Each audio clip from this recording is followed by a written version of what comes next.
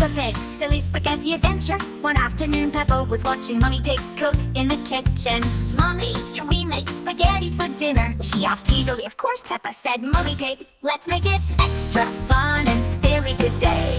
As Mummy Pig boiled the pasta, Peppa couldn't wait to help. She grabbed a handful of spaghetti and with a big smile tossed it into the air. The noodles flew everywhere, on the floor, on the walls, even on George. Peppa decided to make a giant spaghetti tower. She carefully stacked the noodles, but it kept wobbling and falling over. Oops. It's a silly spaghetti tower. Peppa giggled. George tried to copy her, but he ended up tangled in spaghetti. Peppa had a new idea. She and George used the spaghetti to make funny faces on their plates. "Look, Mummy, I made a spaghetti face." Peppa giggled as she showed off her silly creation. George made a face too, but it looked more like a squiggly dinosaur.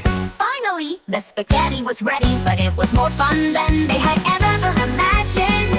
Everyone sat down to eat, but Peppa and George couldn't stop laughing at how silly their spaghetti faces looked. Daddy Pig laughed too and said, "This is the silliest dinner ever." After dinner, Peppa and George decided to play a spaghetti game. They tried to use spaghetti noodles as straws to drink their juice. It was a very messy, giggly game, and they both ended up covered in spaghetti sauce.